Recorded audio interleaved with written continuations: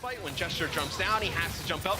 London not able to engage, make a play for the point. See, EQO, second time, he's focusing down Gesture, but that's the first kill.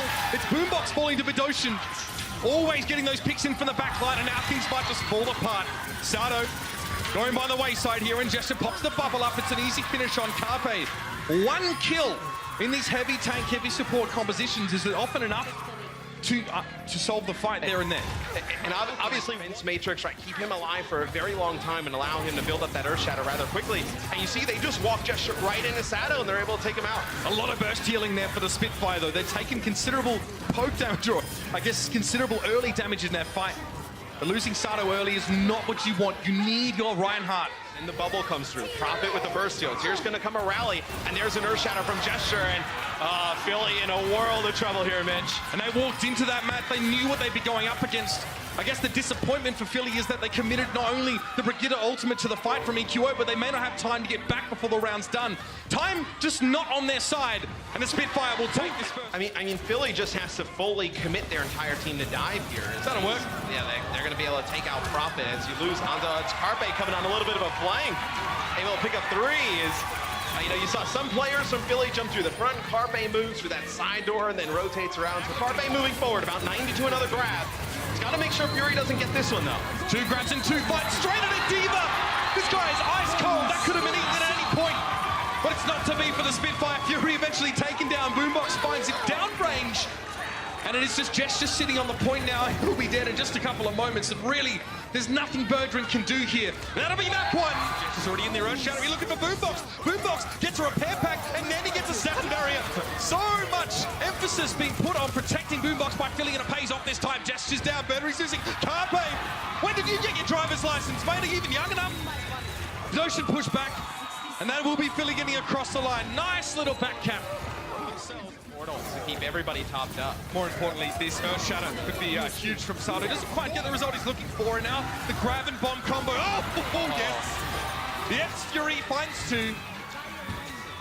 And that's possible because Gesture comes through with the pin of Sato, so you don't have that Reinhardt shield to protect everybody when that self-destruct comes down. There is a full charge on Birdring, and you know he wants to get that grab away, but something would need to be done about Poco before that happens. Oh, just let it go anyway! There was a lot of risk associated with the use of that, but it pays off to a degree. Birdring pushes forward, he finds two, and now the sound barrier for London is going to set them on smooth sailing here through the Wild West stage. It's a little bit of a dance, right, between like Birdring and Poco. But the Earth Shadow, though, by Sato prevents Gesture from actually making the play that he was looking for. Again, shields are low for Sato and Co. He goes for the Earth Shadow himself. He does get Vidoshin in the back, if I'm not mistaken, but he didn't have the shield up to protect his team from the self-destruct. And as EQO and Sato both going down, now London look like they might be stopped, but a couple of minor things have allowed them to progress. And it's going to go all the way to the wire here on Hollywood. Oh, that is a tough fight for Philly to lose. And they have to get onto the payload and finish this fight, but they don't have the numbers. Fury desuited. Profit can't really get there now. His mech's all gone. It's going to be the Hammond play, and Carpe back on the signature tracer. Doomfist even from Birdring. London trying everything they have to get this one back, but they're going to struggle. Gesture down.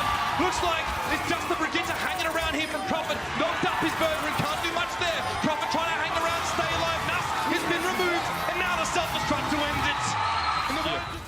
This is going to be interesting to see. We've seen a few teams have actually played this. We know that this has been something he's done in scrims. Masato's down already. There is so much damage available for London here just to dish out, and Philly know it. They're trying to take shade.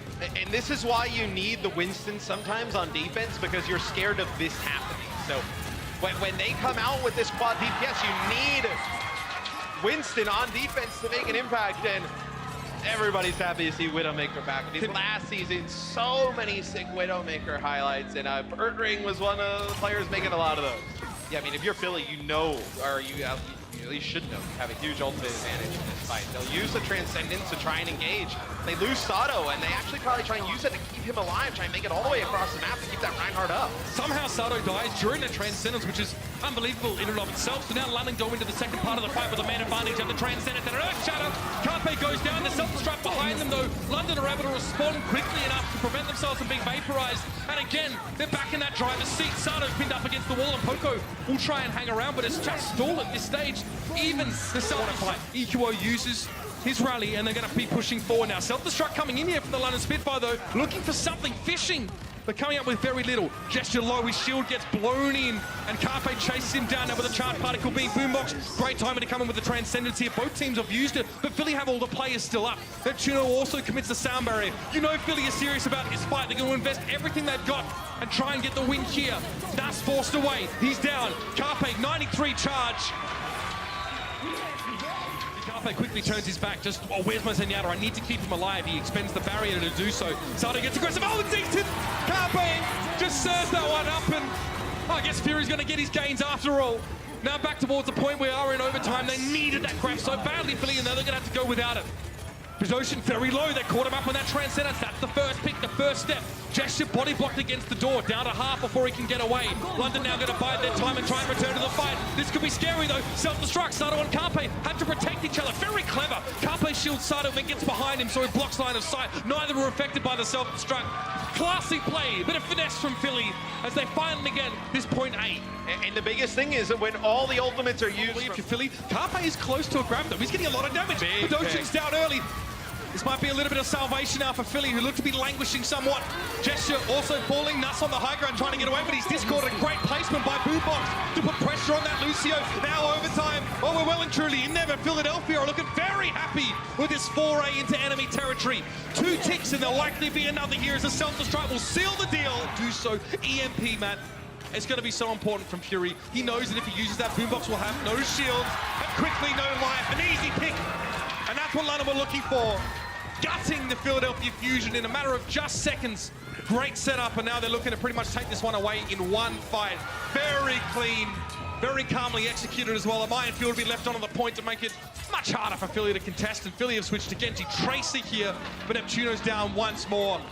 It's going to be tough. Recall already being forced out here. Do touch. Gesture gets himself the nano boost and forces Neptuno out of position initially in this fight. Now he'll try and set up. There are enemies on all sides, though. He realizes that the Philadelphia Fusion is spread. Huge, though. What a nade from Ocean. 3 players unable to heal up as the fight begins, and Boombox and Poco, as a result, are down. Sato can't quite get away. A self-destruct on the point here. A victory party for London.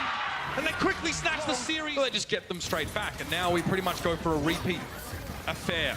Gesture takes a fair bit of damage as he tries to push up the stairs, and there's the Graviton Surge. Everyone is tied together. Very nicely executed from Carpe, and yes, Birdring tried to go for one as well, but didn't